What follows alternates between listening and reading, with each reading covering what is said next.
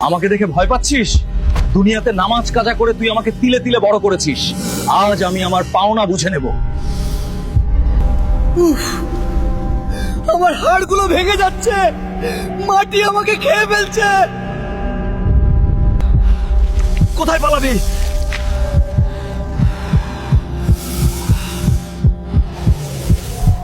হায়, যদি আমি 2 রাকাত নামাজ পড়তাম, যদি আমি আজানের আওয়াজ শুনে মসজিদে যেতাম, আজ এই সাপ আমাকে স্পর্শ করতে পারতো না। ওরে সাপ, আমাকে একটু ছাড়। আমি শুধু একবার, জীবনে শুধু একবার আল্লাহকে সিজদা করতে চাই। 60 বছর সময় পেয়েছিলি।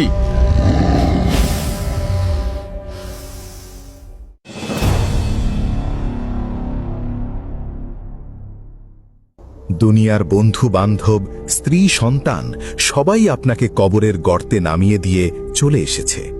তারা এখন বিরিয়ানি খাচ্ছে আর আপনি মাটির নিচে একা। কিন্তু দাঁড়ান, আপনি একা নন। যদি আপনি দুনিয়াতে নামাজ না পড়ে থাকেন, যদি আল্লাহর হুকুম অমান্য করে থাকেন, তবে আপনার জন্য অপেক্ষা করছে এক ভয়ঙ্কর নতুন সঙ্গী। তার নাম সুজাউল আকরা। রাসূলুল্লাহ সাল্লাল্লাহু আলাইহি ওয়াসাল্লাম বলেছেন, কবরে পাপীর জন্য এমন এক সাপ নিযুক্ত করা হবে যার নাম সুজাউল আকরা। সে অত্যধিক বিষের কারণে টেকো, মাথায় চুল নেই এবং তার চোখের ওপর 2টি কালো বিন্দু আছে। সহিহ বুখারী 1403। সে যখন কথা বলবে তার মুখ থেকে আগুনের হলকা বের হবে। সে যখন ছবুল মারবে তখন 70 গজ মাটির নিচে আপনি দেবে যাবেন। কবরের প্রশ্ন উত্তর শেষ। মুনকার ও নকির ফেরেশতা চলে গেছেন। বেনামাজি ব্যক্তিটি ভয়ে এক কোণায় কুঁকড়ে আছে। ঠিক তখনই কবরের নিস্তব্ধতা ভেঙে এক বিকট গর্জন শোনা যাবে। মৃত ব্যক্তি দেখবে তার পায়ের দিক থেকে এক বিশাল অজগর সাপ পেঁচিয়ে পেঁচিয়ে ওপরের দিকে উঠে আসছে। সাধারণ কোনো সাপ নয় এটি।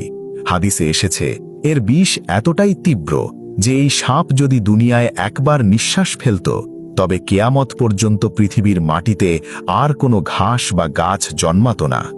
সাপটি মৃত ব্যক্তির বুকের ওপর উঠে ফণা তুলবে। তার চোখের দিকে তাকিয়ে মৃত ব্যক্তি ভয়ে চিৎকার করতে চাইবে, কিন্তু তার গলা দিয়ে কোনো শব্দ বের হবে না। সাপটি মানুষের ভাষায় কথা বলবে। সে বলবে, আমি তোর সেই সম্পদ যা তুই আল্লাহর রাস্তায় খরচ করিসনি। আমি তোর সেই অবহেলা যার কারণে তুই নামাজ পড়িসনি।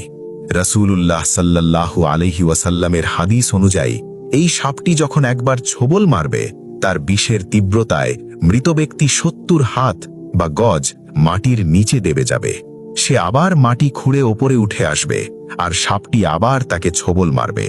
এই শাস্তি চলতেই থাকবে, চলতেই থাকবে কেয়ামত পর্যন্ত।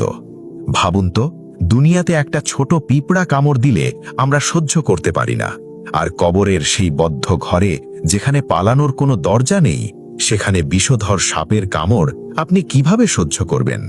বেনামাজি চিৎকার করে বলবে, আমাকে বাঁচাও, হে আমার রব, আমাকে একবার দুনিয়ায় পাঠাও। আমি আর এক ওয়াক্ত নামাজও কাজা করব না। কিন্তু গায়েবী আওয়াজ আসবে, আজ আর কোনো ফেরার পথ নেই। কিছু বর্ণনা এসেছে, বেনামাজির শাস্তি হবে নামাজের ওয়াক্ত অনুযায়ী। যে ব্যক্তি ফজরের নামাজ পড়েনি, তাকে ফজর থেকে জোহর পর্যন্ত সাপটি কামড়াতে থাকবে। যে জোহর পড়েনি, তাকে জোহর থেকে আসর পর্যন্ত পেঁচিয়ে ধরে হাড় মাংস চিবিয়ে খাবে। সাপটি তাকে জিজ্ঞেস করবে, তোর কি মনে ছিল না যে তোকে কবরে আসতে হবে? তোর কি মনে ছিল না যে আল্লাহর সামনে দাঁড়াতে হবে? দুনিয়ার কাজকে তুই নামাজের চেয়ে বেশি গুরুত্ব দিয়েছিস, তাই আজ আমি তোর কাজ।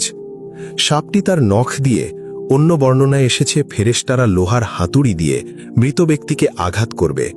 এক আঘাতেই তার শরীর চূর্ণ বিচূর্ণ হয়ে যাবে। আবার আল্লাহ তাকে জোড়া লাগিয়ে দেবেন, যাতে সে নতুন করে আবার কষ্ট ভোগ করতে পারে। শুধু সাপ নয়, বেনামাজির কবর হবে জাহান্নামের একটি গর্ত। রাসূল সাল্লাল্লাহু আলাইহি ওয়াসাল্লাম বলেছেন, বেনামাজির কবরে আগুন জ্বালিয়ে দেওয়া হবে এবং সেই আগুনের উপর তাকে দিন রাত দগ্ধ করা হবে। তার পাঁজরের হাড়গুলো একটার ভেতর আর একটা ঢুকে যাবে। সাপটি তাকে পেঁচিয়ে ধরে এমনভাবে চাপ দেবে যে তার মগজ, নাক ও কান দিয়ে গলে গলে পড়বে। সেদিন তার কোনো বন্ধু থাকবে না, কোনো উকিল থাকবে না। তার সঙ্গী হবে শুধু তার বদ আমল, যাই কুৎসিত সাপের রূপ ধরে তাকে গ্রাস করবে।